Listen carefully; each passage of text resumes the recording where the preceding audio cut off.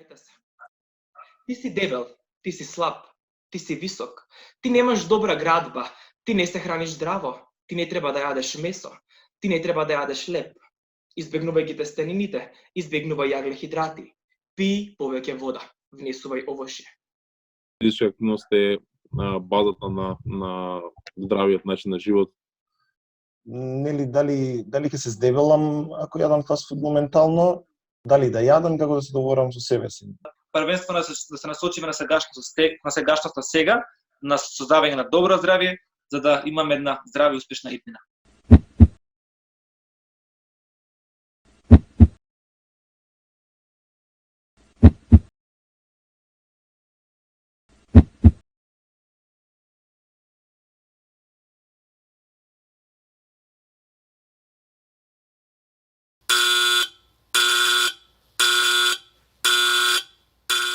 Ние имаме приказна која што вешто ја чуваме само за себе. Се обидуваме на момент да ги сокриеме сите работи кои што навиду можеби и ни изгледаат страшни. Но што всушност се случува кога ќе се соочиме со себе си? Каде се спојуваат хоризонтите? Како да се пуштат мислите да запловат, а да не успееме попат да се загубиме? Или пак веќе сме загубени? Што прво може да си помисли човек кога веќе е етикетиран како дебел? Што се случува со развојот на неговата психа? Дали премногу незадоволство доаѓа од страната на местото во кое што сме обкружени, или пак како народ сакаме да делиме комплименти без разлика што стои позади приказната? Низ патоказот од мојот живот јас се сретнав со една реплика од еден мој драг пријател кој што еднаш ми рече: јас сум дебел и не знам што да правам со тоа. Јас искрено не знаев како да одговорам, а да не делувам патетично. Но она што можев да го посоветувам е дека секогаш мораме вешто да им избегаме најкулите и да разбереме дека ниту еден морнар не станал вешт без бурното море. Но од она што секојдневно го гледам околу себе, можам да кажам дека сум фрапиран. Луѓето мислат дека треба да имаат фигура која што и не е толку реална во вистинскиот живот. Се водиме секојдневно според некои Инстаграм трендови кои што и самите покажуваат дека приказната воопшто не е таква, или да не речам дека животот на вистина не е Инстаграм. Но од другата страна пак тоа не значи дека не треба да се запостави нашето тело. Едноставно мораме да го сведеме одговор на прашањето дека се всушност се работи да направиме еден баланс. Од каде? Како да се почне? Како да го убедам своето тело дека треба да вежбам? Ова се само неколку прашања кои што како реална приказна се вртат и се поставуваат несебично. Не секирајте се.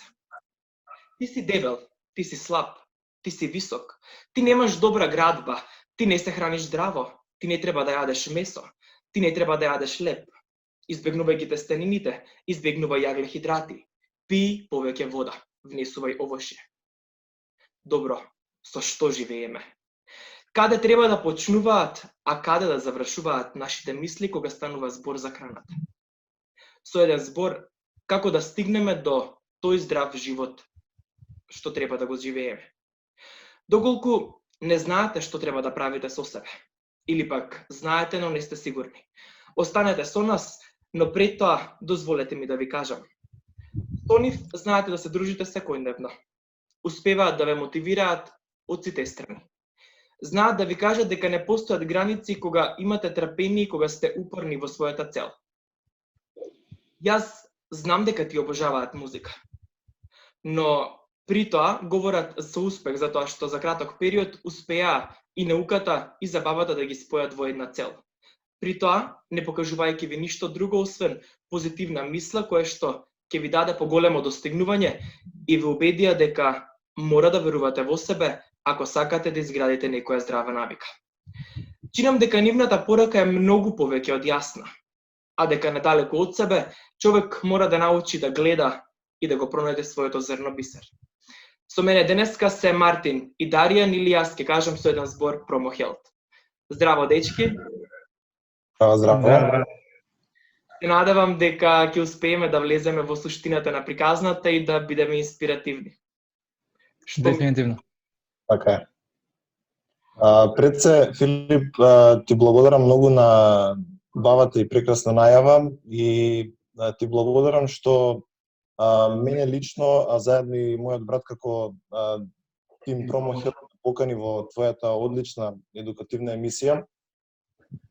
Често задоволство ми е што денес гостувам во оваа емисија која што е од едукативен карактер и научен карактер, гледајќи ги претходно твоите веќе 4 емисии, мислам дека кои што исто така беа од едукативен карактер, беа одлични и според тоа сум стварно среќен и горд што сум повикан токму во твојата емисија. Денес ќе говориме на една интересна тема. Тоа е здравите навики, здравиот начин на живот, здравата исхрана и физичката активност. И како до здрав живот. Мислам дека е една одлична тема на која ќе говориме ние како Тим Промо Хелп заедно со Марио и дека гледачите ќе добијат доста користни совети и информации од областа на оваа тема. Пред време ме ги украде зборовите, односно ќе кажам дека од другата страна на приказната тој е сам свој лидер. Еднаш некаде чинам дека ве праша од каде доаѓаат сите ограничувања? Кој ни ги поставува границите? Постои ли нешто што е невозможно, но според него мораме да знаеме да се почитуваме себе си. Да не дозволиме караванот да не однесе во непознат правец за нас. За добрата работа мора секогаш да се има чист ум, тело и дух.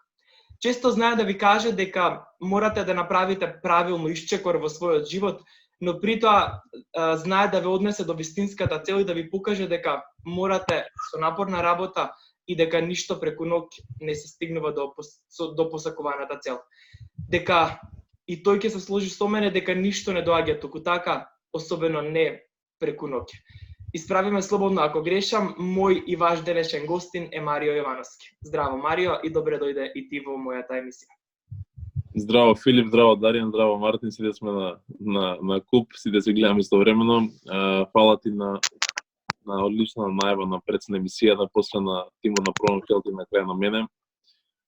Чест ми е исто мене што сум дел од ваков вид на емисија. Јас сум секогаш поддржувач на ентузијасти кои што во било кој правец, не било кој основ сака да допринесат за подобрување на било што, барем на еден човек. Така да браво за идејата и само напред со кој што го правиш. Се надам дека денеска ќе бидеме од помош и јас и Даријан и Мартин во било што на кој што ќе дискутираме и него ќе биде ќе најде ова корист. Така да ова што го кажа се тоа е точно и повеќе точно и ќе се обидеме да го потврдиме денеска со нашето зборење. Исто јас се надевам дека денеска ќе успееме да направиме една паралела помеѓу она што треба да се биде или пак она што го правиме погрешно, но јас нема да издржам, а да не ве прашам. Еве ќе почнеме со Марио. Како да се убедам, на пример, себе си дека морам да вежбам во текот на денот?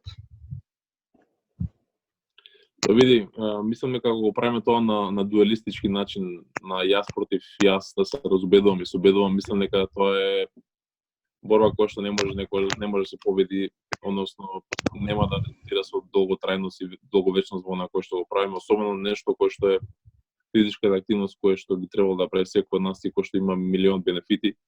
Мислам дека како треба самите да се разбедиме по наводници е она што треба да самите да си пред се да сватиме, да сватиме зашто го правиме тоа што би требало да го правиме. Физичка активност е базата на здравиот начин на живот, функционирање на здрав начин на живот, значи базата на долговечноста, базата на многу работи кои што не базата на како тоа би можеле да се помогнеме да изгледаме естетски убаво. Така да пред се треба да направиме две работи, да засватиме, да се објасниме на себе си зашто тоа е добро за нас. Број 1 и број 2 да го стишиме оној глас во умот кој што константно ни вика, посакаме нешто да направиме ново или нешто да смениме, константно ни вика, веќе кај не денес, кај утре почне. Имаш обврски сега, пробај доврши во друго што е побитно, пробај оно што ти е наш поважно сега да го завршиш. Вежбањето може да почека. Така да секој од нас е суштество кој што функционира на ствар на приоритети. Така да колку побрзо сватиме зашто е тоа важно и колку побрзо го ставиме на листата на приоритети нагоре, толку побрзо ќе се активираме во тој свет. Значи, според мене не е нешто кој што е кој што треба, кој што реков, да се разбедуваме себе си, да се молиме, да се убедуваме, да се влечеме. Туку едноставно треба прво да го разбереме зашто е добро за нас, затоа што го правиме физичка активност е индивидуална работа и секој треба да прави за себе.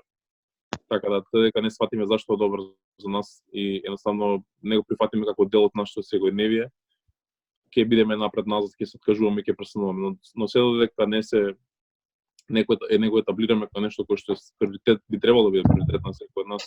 Мислам дека имаме таков вид на препит потешкоти. Марио, ова беше навистина едно несебично излагање во однос на поглед дека мораме заеднички, односно секој мора прво да се соочи единствено само со себе, па потоа да премине кон остварувањето на својата цел, но освен тоа што мораме да се убедиме некако на еден начин самите да почнеме да вежбаме, мене ме интересира која е клучната работа при создавањето на здравите навики? Мартин, што мислиш ти во поглед на ова прашање? Одлично прашање пред се. Здравите навики, сакам да кажам дека не се нешто што можеме денес да ги имаме, поутре ќе решиме да ги немаме и да отидеме во сосема друг правец на животен стил. Што кажа Марио, едноставно тоа треба да ни биде секојдневие. Затоа што градењето на здравите навики, здравиот животен стил е процес. Процес кој што започна од малинозе, односно што детството и трае. Пред да ја кажам клучната работа при создавање на здравите навики, јас секогаш сакам нешто да го дефинирам. Тоа е да започнам од здравието. Значи, нели согласно според дефиницијата, според Светската здравствена организација, здравието представува состојба на целосна физичка, ментална и социјална добросостојба. А не е само како што многу луѓе мислат отсуство на болест или слабост. Да, јас не сум болен, не сум слаб, здрав сум. Значи пред се иде менталното па физичкото. На секој од нив оваа дефиниција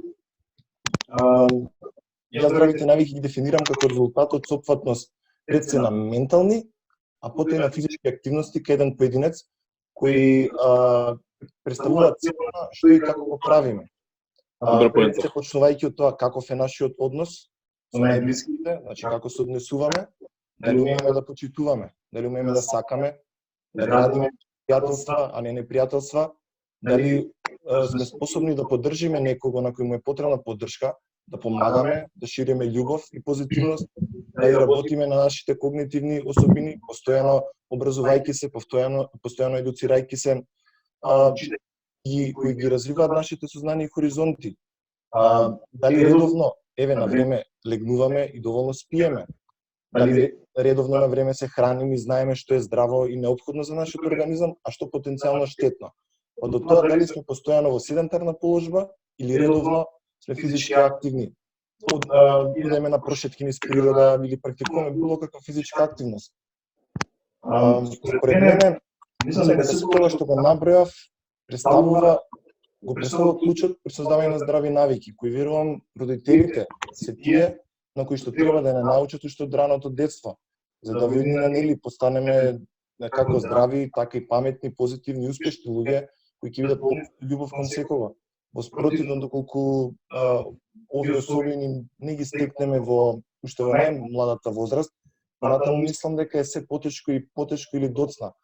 Значи, би сакал да резимирам од се тоа што го кажав, дека за да еден човек да биде здрав, пред се треба да биде ментално здрав, односно ментално стабилен, ментално силна личност, за да потоа биде физички здрав, физички стабилен и физичка силна личност. Тоа е клучот според мене за да се биде здрав човек и да се има здрави навики. Со оглед на тоа што Мартин направи еден повед во целокупната приказна, мене ме интересира сега прашањето како да се направи еден баланс со храната. Даријан, што мислиш во поглед ти на ова прашање? Па вака, најпрво сакам да се заблагодарам за поканата и за убавите зборови кои што ги напомена на самиот почеток. Голема благодарност до тебе, до гостина, до Марио и секако ние како учесници. Ти благодарам и сега во однос на прашањето, ова е едно прашање кое што константно циркулира помеѓу луѓето, како да се направи баланс во самиот процес на исхрана. Она што е важно е треба да се напомене дека исхраната представува еден од основните фактори кои што имаат големо влијание врз здравјето на поединецот, врз здравјето на една цела заедница, и со самото тоа исхраната представува, односно од големо фундаментално значење за современото јавно здравство. Една од главните цели на јавното здравство и на јавното здравје е всушност обезбедување на здрава, безбедна и правилна исхрана за поединците, за целата заедница, се со цел нивен правилен раст и развој или напредок. Кога сме веќе кај балансираната исхрана, пред се да појасниме што е тоа балансирана исхрана. Балансираната исхрана сама по себе објаснува дека во исхраната треба да се вклучат сите оние основни хранливи, сите групи на намирници, почнувајќи од житариците, кои што се на врвот на таа пирамида на самата исхрана, внесот на зеленчук, внесот на овошје, на млекото, млечните производи, потоа шеќерите и секако мастите.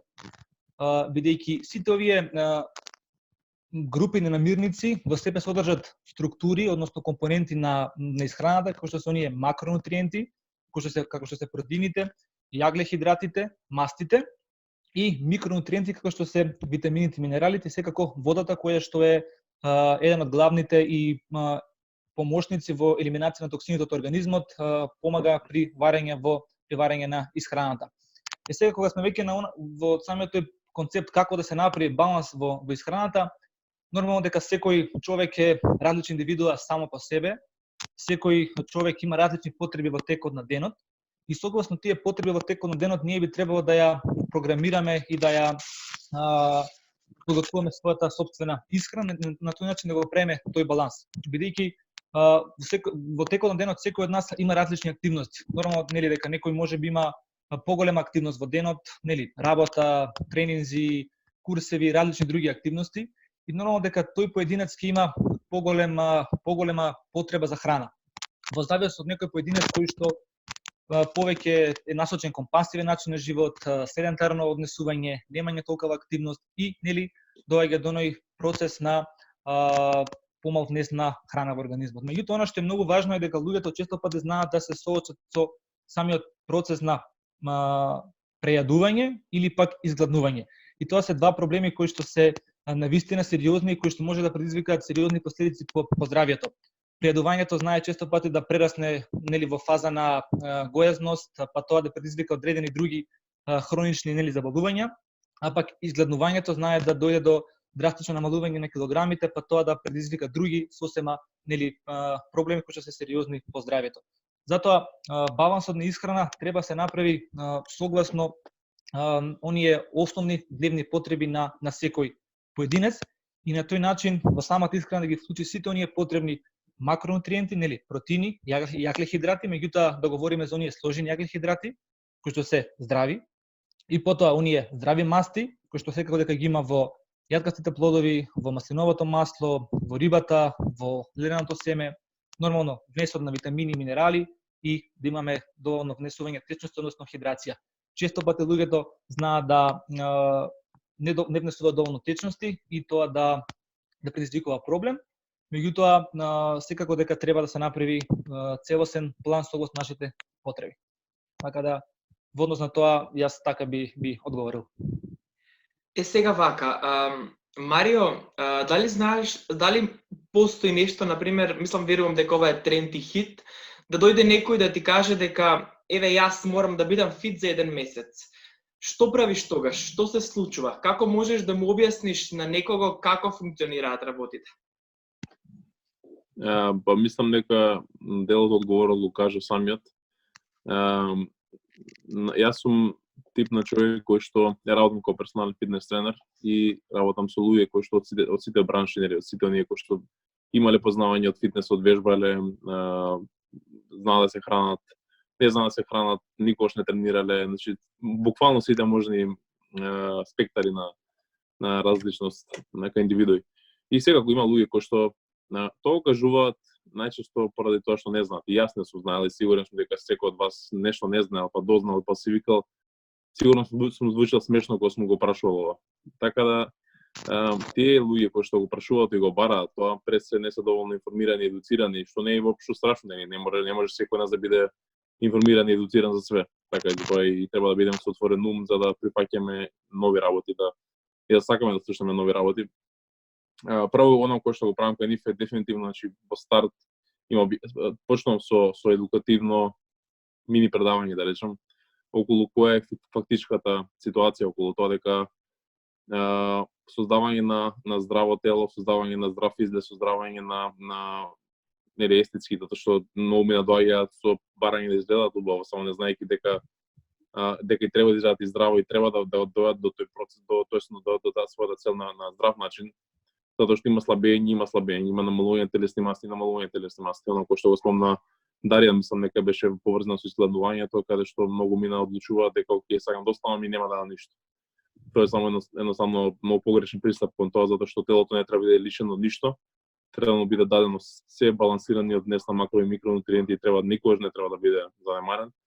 Така да јас сум некој кој што кажува дека за месец дена не се прави тело, дека тоа е едноставно неизводливо и дека независно кој, затоа што луѓе што плаќаат за таа услуга, нели, затоа што услугата за персонален тренер и користење теретана, нели, чини одредена сума на пари, независно тоа што се плаќа, некогаш сум викал окей, ако не можеш да најдеме да не се разбираме доволно во однос на тоа која е реалната слика, тогаш нема потреба да се работиме тука, едноставно не сум човекот кој што би го приснапител нешто кој што не е вистинско. Така да менување на навики и создавање на здраво тело за еден месец е неизводливо. Тој е континуиран процес кој што трае и континуирано трае и нешто кој што треба да инвестираме после тој X период дека достигнеме некоја цел, треба и понатаму да продолжиме да го одржуваме тоа.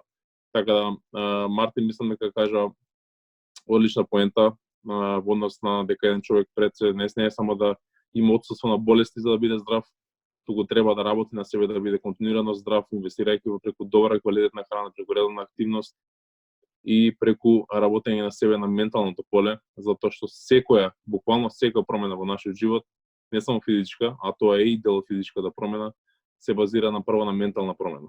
Што би значило, ако самите не сме способни и ако самите не работиме на тоа да ментално се промениме пред се, физичката промена нема да служи, затоа што оно кој што ние физички го манифестираме во реалниот свет е само една претходна ментална замисла и ментална реализација. Така што и градењето на здрав изглед и здраво тело, именување на навиките е една ментална работа, која што треба да се обработи прво интерно, ментално, па потоа се манифестира. Затоа на почеток го реков дека ако ментално се, оно кој што го кажав сега, го поврзувам со тоа што кажав на почетокот, ние ако ментално го работиме тој дел добро, ние нема потреба да се тераме да вежбаме. Едноставно ќе знаеме зашто би требало да го правиме тоа и клучот тука е да останеме истрени во тој процес додека не ја отфрлиме таа лоша навика на прокрастинација и да останеме истрени на процесот. И сега само ќе се надоврземе на сето она што ти го кажа и јас ќе го прашам Мартин, дали воопшто се здрави диетите? Кои се најчесто грешките кои што ги прават сите кои што се на диета? Да, значи најчесто прашувани прашања кај луѓето. Но јас би сакал први да започнам, пошто јас секоја сакам први нешто да го дефинирам за да дам да одговорат. Започнам од тоа што е храната и зашто е битна. Значи, човекот ја внесува храната да би ги задоволил своите основни потреби. Внесува калории кои се потребни за одржување на температурата, создавање на енергија за движење и работа, а при тоа воедно и расти регенерација, односно обнова на клетките, ткивата и органите. Под исхрана се подразбира внесување на оние основни хранливи намирници кои што во количина потребна за здрав живот, кој е усогласен со потребите на луѓето. Дете кој расте, трудници или мајка која дои, активен спортист, возрастен млад човек кој седи зад компјутерот или пак постара особа. Мислам дека сите тие имаат различни потреби како во однос на изборот, така и во однос на типот на намирници, така и во однос на количината на калориите. По диета се подразбираат специфични потреби во исхраната кај луѓе кои имаат некоја одредена болест, но се разбира за сите овие прашања разумно е и треба да се побара совет од квалификувани личности и експерти од оваа област, нели како нутриционисти, диететичари или доктори. Диетата е едноставно план на исхрана и според кој луѓето се водат. Представува режим кој го диктира начинот на исхрана кај оние луѓе, кога да јадат, нели како да јадат, колку да јадат, во кој временски период, колку количински да јадат и така натаму, се со цел правејќи луѓето рестрикции во оброците за да ослабат или пак го зголемуваат бројот на дневни оброци за да постигнат нели поголема мускулна маса или пак тоа го прават од некои медицински причини. Нормално, обично нели секојаш диетите одат во комбинација со спланиран режим на тренинг. Сега, дали на вистина ни се потребни диетите, доколку водиме здрав животен стил и здрави навики кои ги напоменав нели во претходното прашање, јас мислам дека доколку здраво, правилно, умерено, редовно и во нормални временски периоди од денот се храниме со квалитетни и високонутритивни продукти, ќе бидеме во можност да држиме еден убав и добар баланс во нашето тело, како психички, така и физички. Но бидејќи нели прашањето е кои се најчестите грешки кои се прават кога сме на диета и дали воопшто се здрави диетите, јас не би сакал премногу да навлегувам длабоко во оваа тематика, бидејќи сепак не сум доволно компетентен да говорам на оваа тема, затоа што си постојат експерти како нутриционисти, нели ги напоменав диетичарите и докторите кои научно умеат да го објаснат ова комплексно прашање и да ја продлабочат темата. Но според тоа што јас го разбирам, го проучувам и читам, и секако според моето досегашно искуство во светот на здравата исхрана, како и некој кој целиот свој живот се труди здраво и правилно да се храни, сакам да дадам своје мисли и став околу ова прашање. Кога луѓето започнуваат со некоја диета, според мене, најголемата грешка е што таквиот потек го прават на своја рака. Значи, без никакво стручно мислење, без да побараат никаков совет од експерти, кои ги напомена веќе, нутриционисти, диететичари, доктори. Едноставно, луѓето поведени, нели, доаѓа веќе пролет, полека ќе помине пролета, доаѓа летото, како што кажа Марио, нели некој сака цел живот нема водено здрав начин на живот и одеднаш сакат за еден месец да ослаби некои 10-15 кила, што е сосема нездраво и грешно. Па така тие луѓе поведени, нели измотивирани од желбата да дослабат за многу кузременски период, при тоа не мислејќи на последици кои може да им се случат, а им се случуваат, почнуваат со така наречени екстремни рестриктивни диети. Значи, тие екстремни рестриктивни диети се диети кои што луѓето и користат се со цел да не јадат по цели денови, едноставно да имаат по еден оброк во текот на денот или по еден оброк во текот на 3 дена и така натаму, кои со сигурност знаеме многу добро дека им наштетуваат на здравјето на луѓето поради невнесувањето на потребните нутриенти кои нели му се потребни на организмот за нормално да функционира. Поради тоа, значи доаѓа до паѓање на имунитетот, нарушување на физиолошките функции на органите, што доведува до различни несакани ефекти, како гладување, депресија, изнемоштеност. Обично секогаш тие кои што се на екстремни рестриктивни диети се изнемоштени, уморни, раздразливи, постојано чувствуваат вртоглавици, сјавува како еден од најчести симптоми, па не симптоми, али како болест, анемија, која што настанува поради недоволниот внес на железот преку храна. Исто така кај овие луѓе сјавува и така наречена мускулна атрофија и многу слични болести и симптоми на овие што ги набројав. Сега доколку некој има потреба од диета поради здравствени проблеми кои ќе биде нели одредено од стручно лице, тоа да, секако доаѓа в предвид и треба така да биде. Затоа што секој што тргнува со диета, секогаш треба, никогаш не треба на своја рака да започне еден таков процес, секогаш треба со експерт да се советува, пред се да направи еден лекарски преглед каде што ќе се испита како неговата ментална ситуација, така и неговата физичка ситуација, за да се види дали е човекот спремен и подготвен за такво нешто. Но јас секогаш велам што јадеш, така и изгледаш и така и се чувствуваш. Затоа, според мојот став е дека доколку одржуваме здрав, правилен и умерен начин на исхранување со храна од висок квалитет, како и физичка активност, уште од најранни години, на тој начин би биле како ментално, така и физички здрави и не би имале потреба од никакви диети. Даријан, дали мислиш дека луѓето повеќе се фокусирани на бројката на вагата, отколку на тоа што на вистина сметаат дека треба да изгледаат здраво? Па, како што напомена и Марио и Мартин во претходните одговори, дека здравите навики и целиот тој изглед не може да се добијат нели преку ноќ, потребно е одредено време да се случи сето тоа, потребен е еден процес на здрав начин на живење. Меѓутоа дефинитивно дека луѓето нели се оптоварени со тие бројки околу вагата, намалувањето на килограмите за одреден период, како да ги намалиме што е можно побрзо. И тоа треба да го сватат дека не иде тоа тако така. Значи, процесот на намалување на килограмите треба да иде континуирано, треба да иде постепено, чекор по чекор, затоа што на тој начин добиваме и одржуваме еден здрав начин на живење и здраво намалување на килограмите.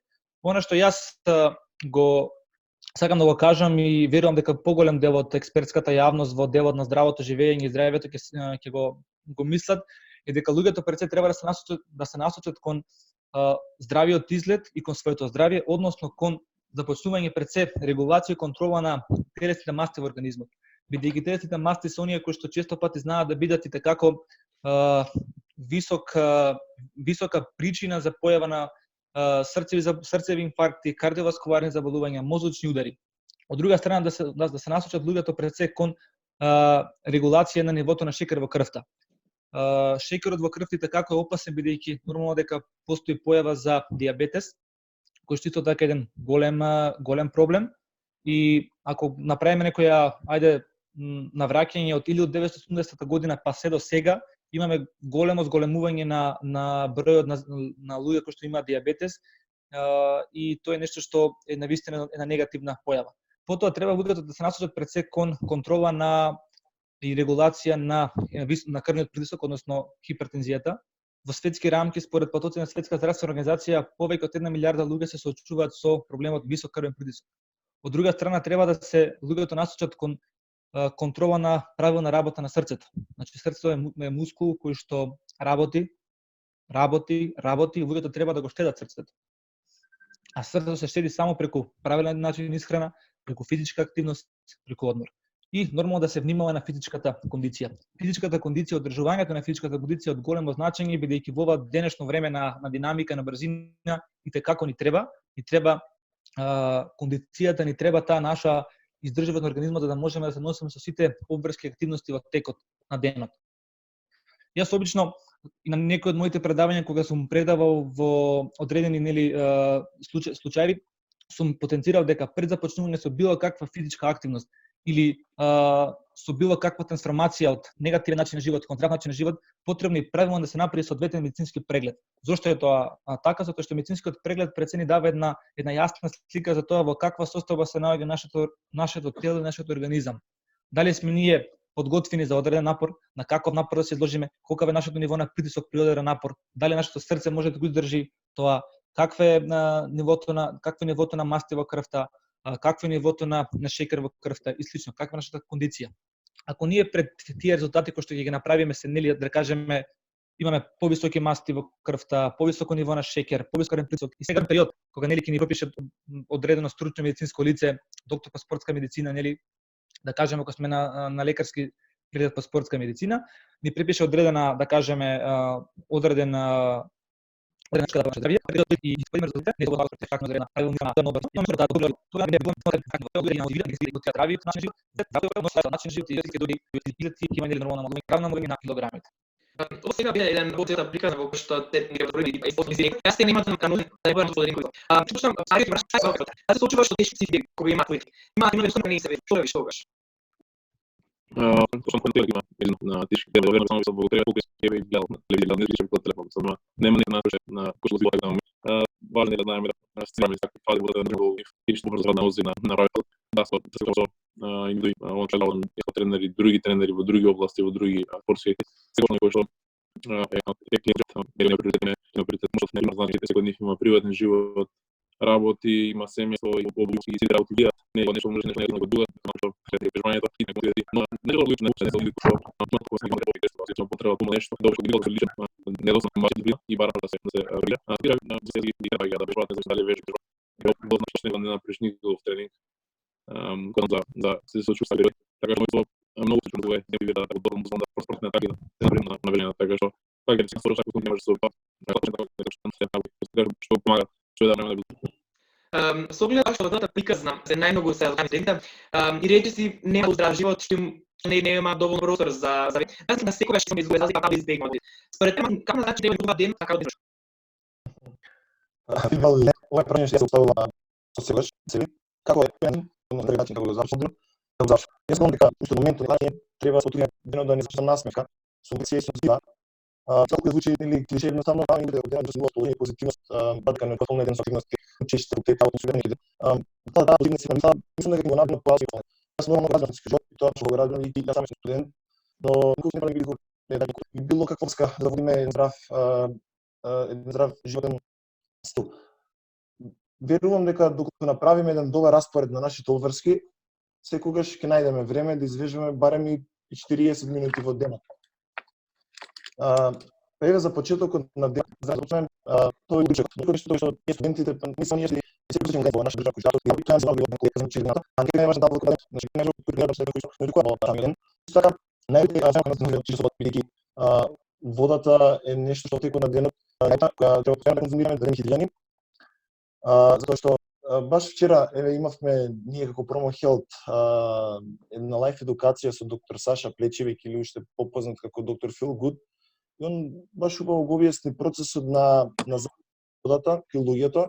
Збориме само на природен физиолошки начин. Значи ние водата во текот на денот ја губиме на повеќе начини, дали преку дишење, преку евапорација од кожата, преку уринирање, преку фецесирање. Значи сето тоа допринесува до загуба на нашите течности во текот на денот, а камоли уште доколку и во текот на денот сме и активни, односно физички активни, практикуваме некоја физичка активност, интензивен тренинг и така натаму, тоа уште повеќе допринесува нели за зголемување на нашата температура и едноставно потење, кој што допринесува до губење на додатни течности.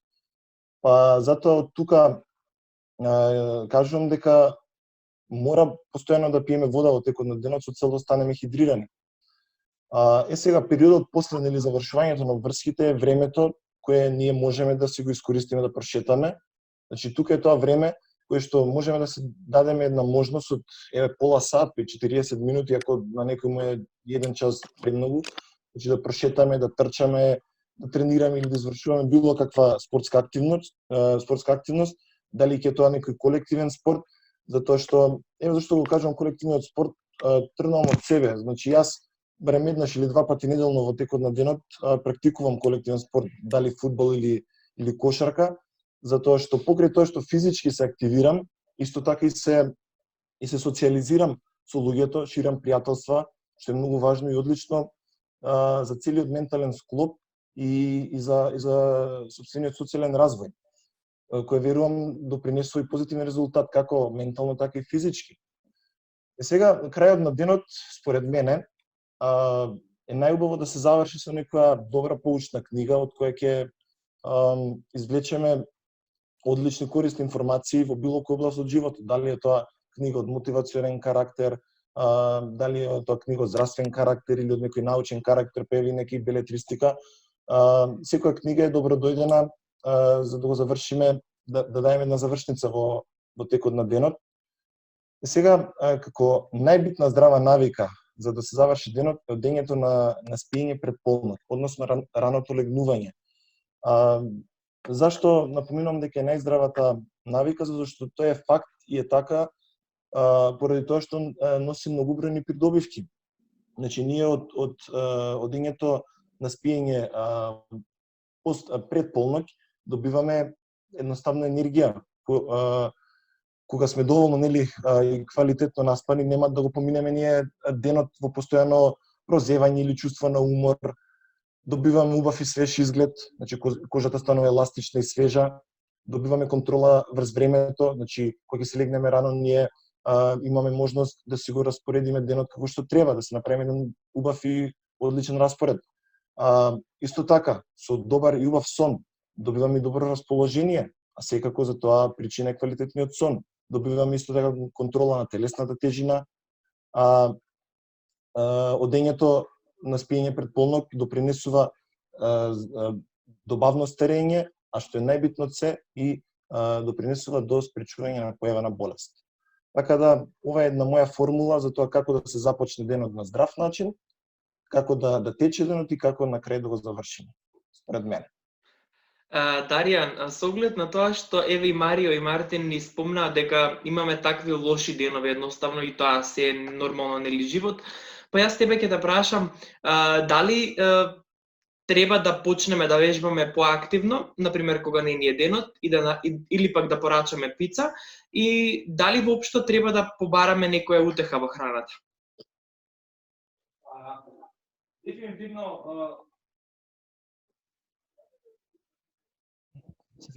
па вака, дефинитивно во однос на ова прашање, утехата треба да ја бараме во самите нас, бидејќи ние сме тие кои што сме одговорни за сите наши успеси, неуспеси, падови, победи, резултати. Ние сме тие кои што даваме да се движиме напред. Сега, она што јас сакам да го кажам е дека многу е важно во овој процес да тргнеме да се фокусираме на сегашноста. Сегашноста што ќе не донесе кон тоа што сакаме да бидеме во иднина. Да, ние често пати во текот на денот ќе се соочиме со некои негативни моменти, ситуации, стресни, расправи, нервози слично, и седото ќе не потикне кон тоа да посегнеме кон некоја храна која што е повеќе калорична, храна која што содржи поголемо ниво на шеќери, особено оние нездрави шеќери, поголемо количество на масти, нездрави масти, тој процес на внесување на таква храна ќе ни ги задоволи тие наши апетити, ќе ни го намали нивото на стрес до одредено ниво, меѓутоа после тоа повторно постигнуваме кон тој тип.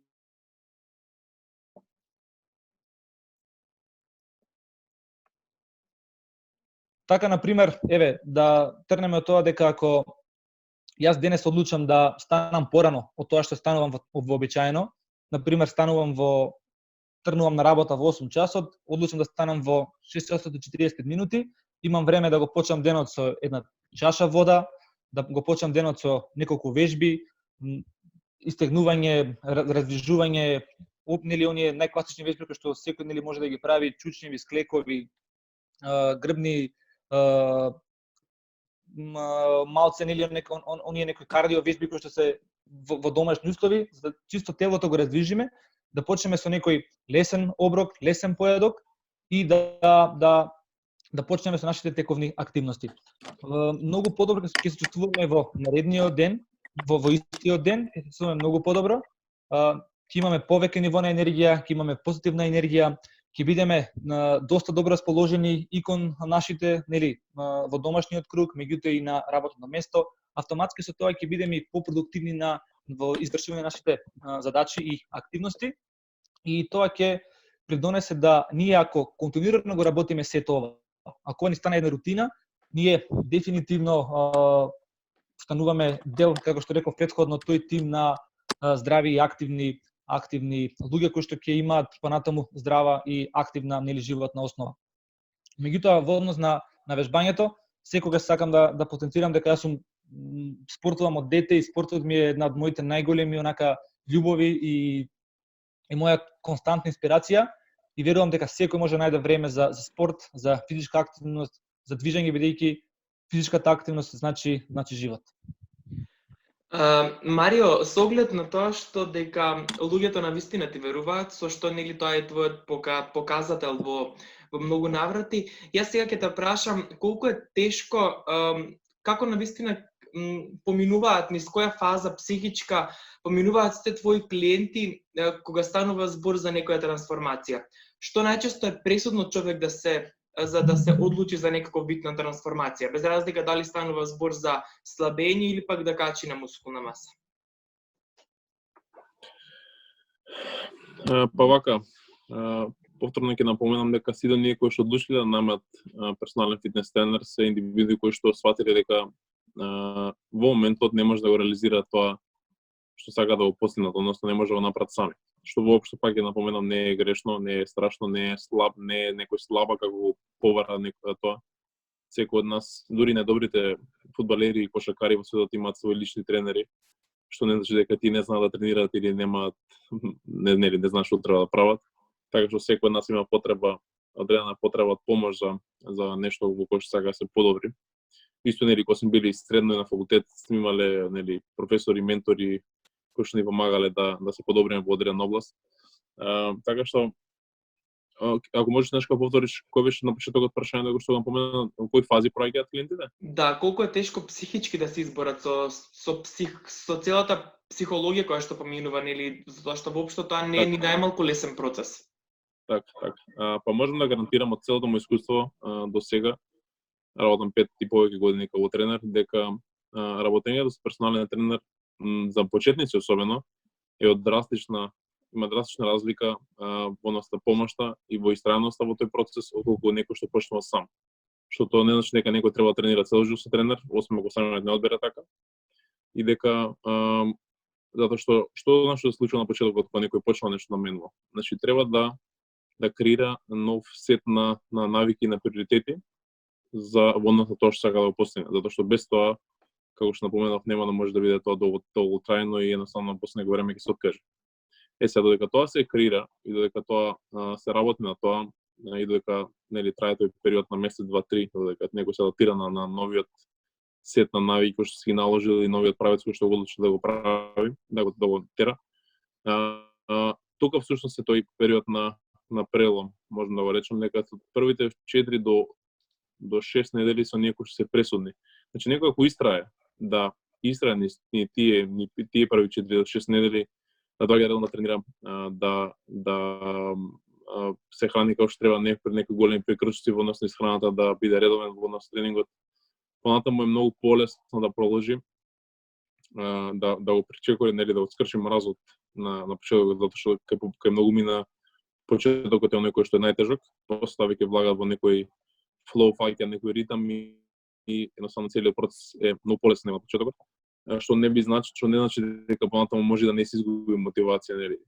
Како што реков, секој од нас има животни ситуации кои што го прават дистракција од тоа што му е хоби и време за себе, како што е вежбањето. Така што кај почетници, некои што добро почнуваат со вежбање, работењето со персонален фитнес тренер е дефинитивно од голема помош, токму да ги надминат тие психолошки фази низ кои што минуваат додека се како почетници. Сум имал случаи каде што сум тренирал и се уште имам клиенти кои што ако не истраат, кога не истраувале низ тој период на првите 5 до 6 недели на адаптација на оно кој што менувале примерно, голема веројатност да се демотивираат и да се откажат.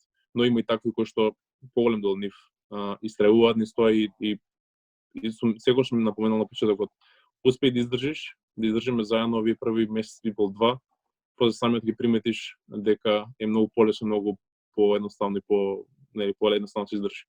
Затоа што од моје искуство со други кои што сум работил, како што напоменав, тој период од 8 недели, 6 до 8 недели е дефинитивно тој период каде што мразот се крши, да успееме и тој е доволен период да успееме да креираме некои нови навики, некои нови рутини во текот на денот кои што веќе нема да ни бидат со превртувани ноќи кои треба да има на тренинг и кои треба да јадеме нешто што знаеме дека треба да го јадеме, дека ќе ни биде со гадење и ќе го заобиколуваме.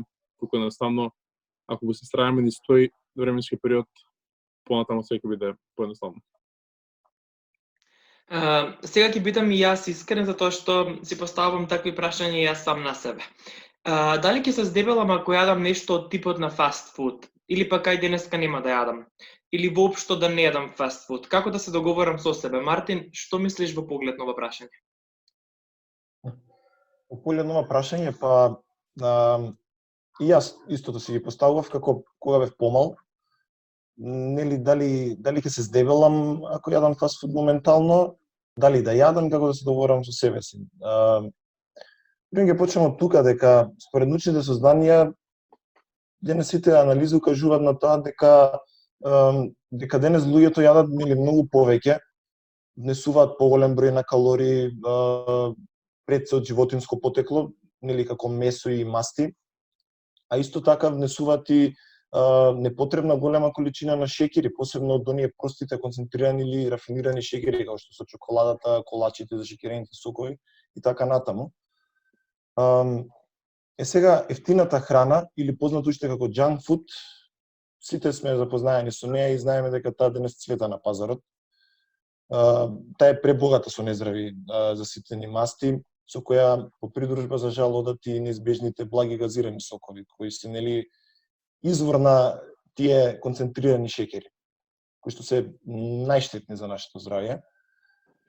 Едноставно, квалитетот и составот на оваа храна не само што не ги задоволува хранливите потреби на еден човек, значи од аспект што тоа има недоволно, односно нема доволно минерали и витамини во неа како храна или воопшто, туку има и штетни последици како што се гојазност и сето тоа што таа понатаму допринесува како една тивка, но многу опасна болест, за која што луѓето не се многу свесни, мислам дека денес во светот.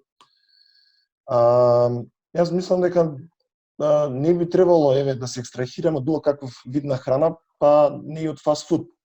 Нели, како што напоменав, се дека имаме една умереност во нашата исхрана и додека исхраната ни се темели на еден варијатет, односно една разновидност и на тоа да не земаме пробилни оброци. Нели, да не го прискокнуваме до ручекот, како што кажав, дека не еден, туку е најбитниот оброк во текот на денот. Треба да се стремиме постојано да јадеме зеленчук, овошје, да јадеме мешункасти плодови или зрнести плодови, на народот познати како граф, грашак, леќа, затоа што тие се богати со протеини, со здрави протеини од растително потекло, имаат висока нутритивна и хранлива вредност. Исто така внесувањето на јаткастите плодови за време на ужината, кој што се неверојатен извор на енергија. Едноставно е потребно да имаме еден распоред во нашата исхрана, да водиме евиденција што сме јаделе во текот на неделата, за да знаеме кога можеме на себе си да си дадеме дозвола да јадеме брза храна. Пошто нели сите сакаме фастфуд, уживаме во неа, и јас сакам фастфуд, уживам, значи, но оваа храна треба да знаат луѓето дека е богата со нездрави масти, пресолена е. Ова е храна која што брзо не заситува, а не ни ги дава потребните нутриенти на нашиот организам кои му се потребни за нормално функционирање.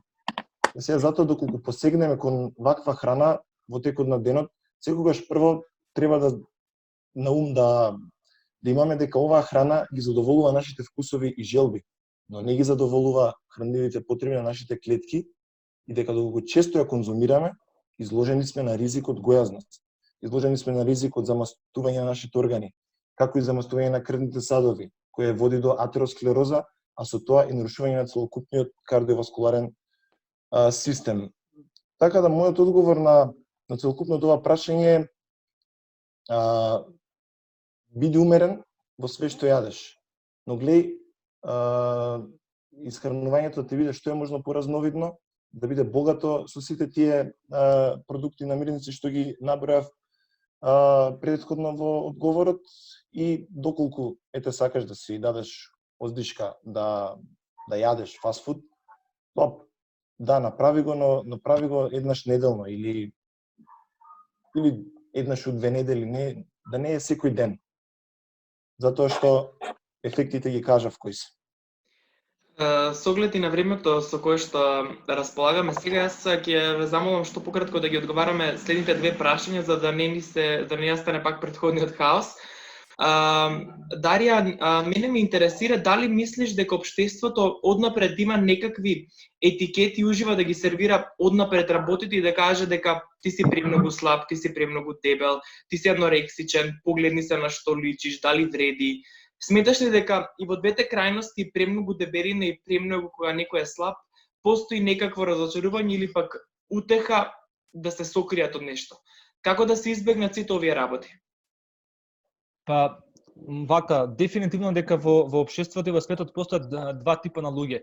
луѓе кои што сакаат да почитуваат, луѓе кои што сакаат да сакаат, да даваат поддршка, да бидат позитивни, меѓутоа од друга страна има луѓе кои што сакаат да даваат негативни мисли, да не поддржуваат, не почитуваат, константно критикуваат. И нормално дека ние како поединци не можеме да даваме судови и да даваме одредени ставови и да имаме некакви мислења без при тоа да имаме информации за тоа каков е живот и каков живот имаат и судбини имаат одредени поединци. Можеби некој поединец се дојдел до состојба да биде со прегумерна тежина или да биде со многу мала тежина поради тоа што има можеби здравствени проблеми, можеби има хормонални пореметувања, можеби има психолошки проблеми со кои што се соочува, проблеми во семејство, стрес, сиромаштија и слично.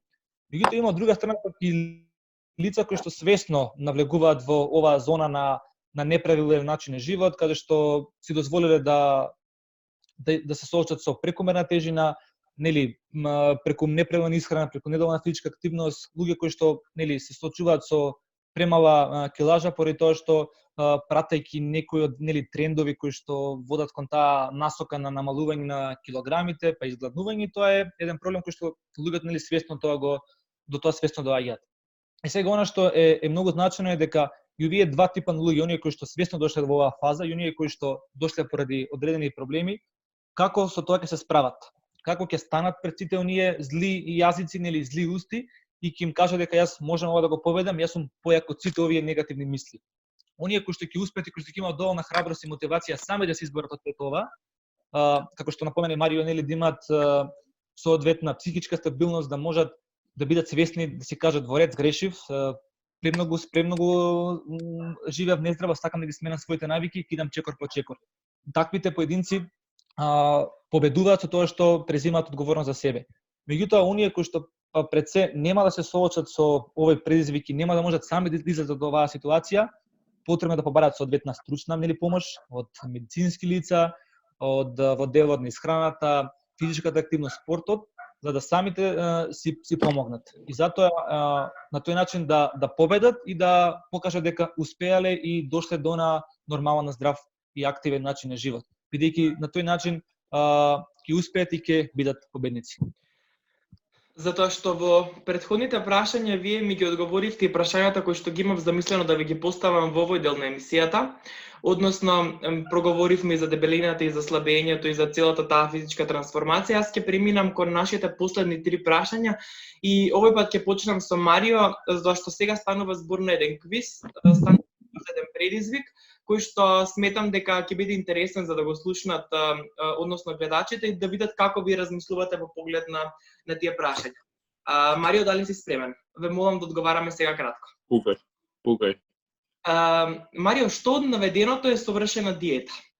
Под А, да не јадам ништо, под Б, да јадам колку што сакам и да не сум гладен никогаш, под В, да јадам само овошје, и под Г, морам да јадам и да вежбам, да направам баланс. Дефинитивно последното.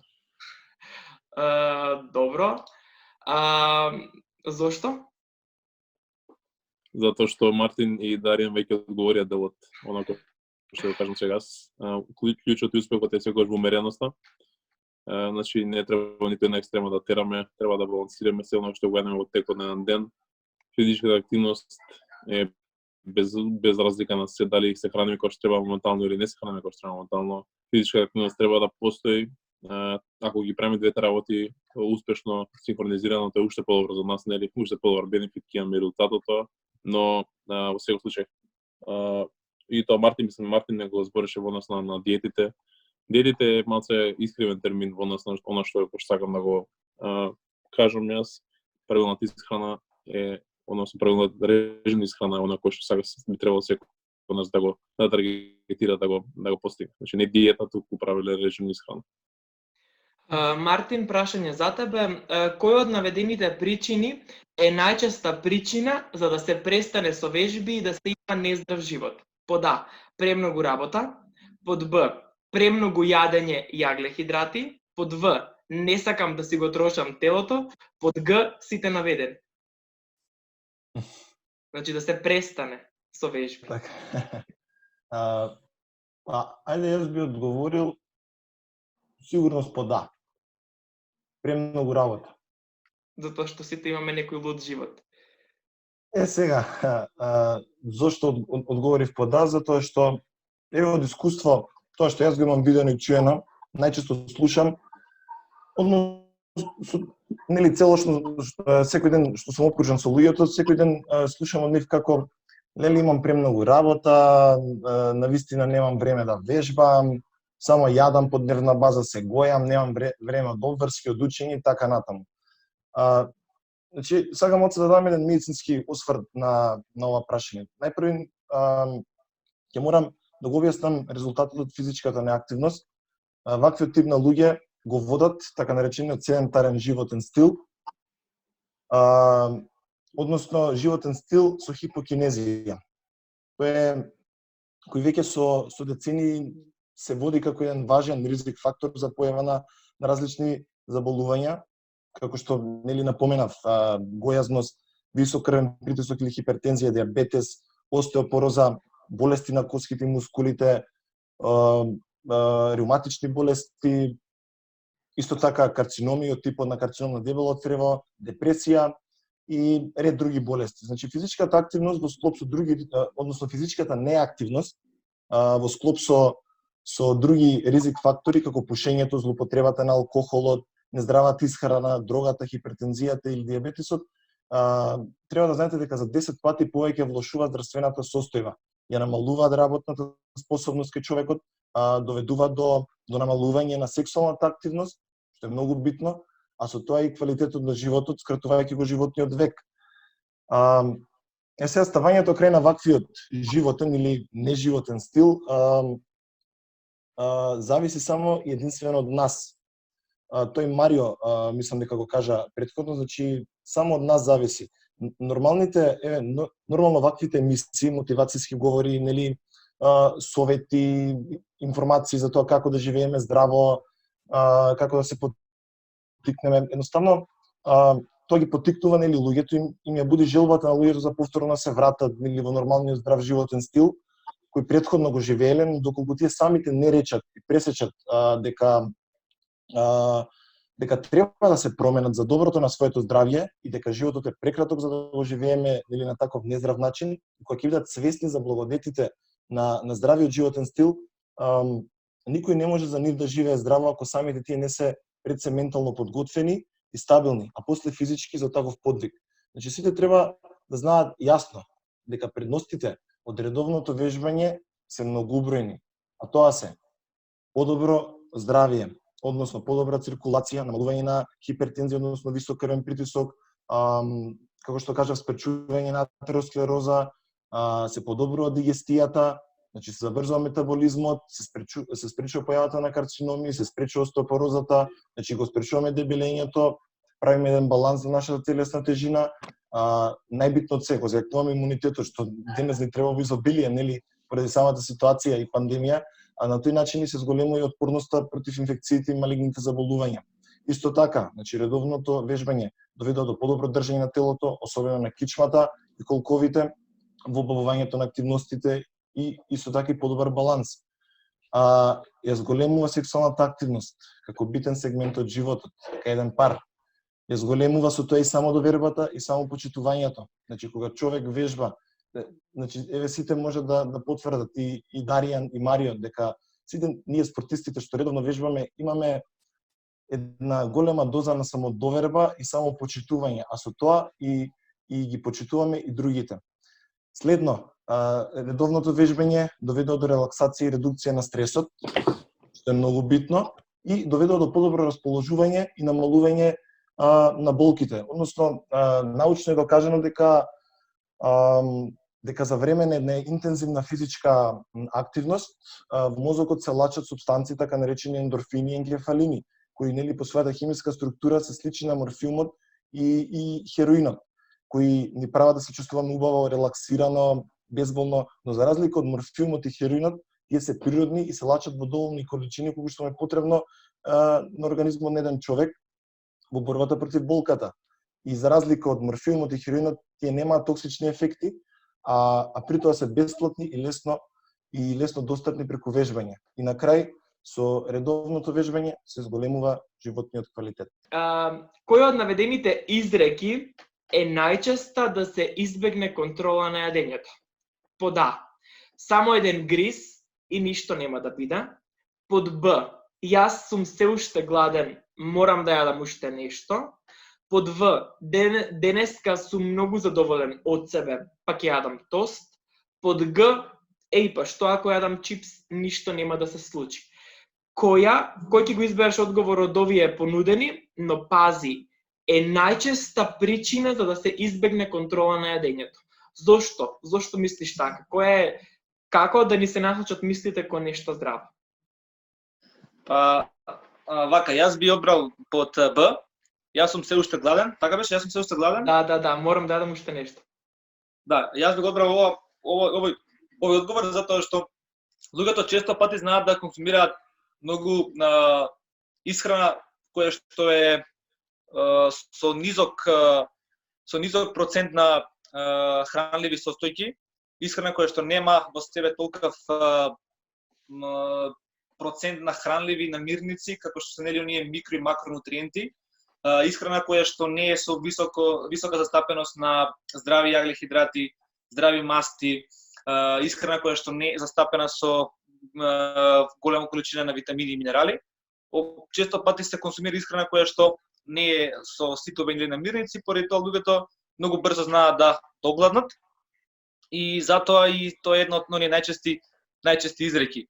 Затоа што во светски рамки голем дел од луѓето внесуваат храна која што е со голема количина на сол. Значи по Светска здравствена организација препорачано е да се внесува сол не повеќе од 5 грама, а луѓето внесуваат сол од 9 до 12 грама на дневна основа, што е навистина многу. И нормално дека солената храна повторно не тера да јадеме повторно, се внесува големо количество на шеќери. Исто така имаме недоволно количество на внес на зеленчуки и овошје. Според потоците од Светска здравствена организација, недоволната количина на внес на зеленчуки и овошје е причина да негде околу 1,7 милиони луѓе во светот умираат поради тој недоволен внес на зеленчуки и овошје. Така да, за да ние бидеме доволно сити, за да добро го нахраниме нашиот организам и тело и добиеме на здрава основа, треба да се насочиме кон таа балансирана исхрана која што во себе содржи сите оние потребни макронутриенти, односно нели протеини, здрави јаглехидрати, здрави шеќери, здрави масти, нормално витамини, минерали, доволно вода и течности, и на тој начин ќе се осигураме дека нашиот организам ќе биде доволно снабден со сите оние потребни хранливи состојки кои што ни се потребни. И тоа би било тоа во однос на тоа како да мислиме кон нешто здраво. Јас ќе се надоврзам на онаа психолошка состојба, секогаш да се фокусираме на сегашноста, што сакаме да направиме сега за да имаме резултат во иднина. Затоа што ако сакаме да постигнеме, да кажеме, резултати на лично ниво, резултати на наш професионален и личен план, многу е важно да создадеме добро здравје. Доброто здравје е темел на создавање на успешни резултати и една успешна животна приказна. Така да првенствено да се насочиме на сегашноста сега, на создавање на добро здравје, за да имаме една здрава и успешна иднина. Јас искрено се надевам дека, освен што успеавме да дадеме одговор на можеби, иако не на едни од најактуелните прашања, поврзани со исхраната и што всушност треба да правиме кога не се чувствуваме свој, убеден сум дека успеавме да внесеме и доза на ведрина и да покажеме дека секогаш мораме да се почитуваме себе си и да се убедиме да живееме здрав живот и помалку да се водиме според некои измислени стандарди и да разбереме дека секое тело си има своја приказна и најдобро од се и да се советуваме со некое стручно лице кое што ќе ни овозможи доколку не можеме самите да си го запознаеме своето тело и да направиме една приказна за која што вреди да се раскажува. Се надевам дека и овој пат успеавме низ разговор да ви покажеме дека животот не е Инстаграм. Уште еднаш дозволете ми да ви се заблагодарам за одвоеното време и за тоа што бевте инспиративни. Јас сум сигурен дека таму некаде скриени низ редовите ќе се пронајде некој и ќе го натераме на што попозитивен живот. А со вас се гледаме во некое друго издание со друга актуелна тема и други гости кои што ќе инспирираат. За крај, секогаш верувајте во себе и бидете најдобрата верзија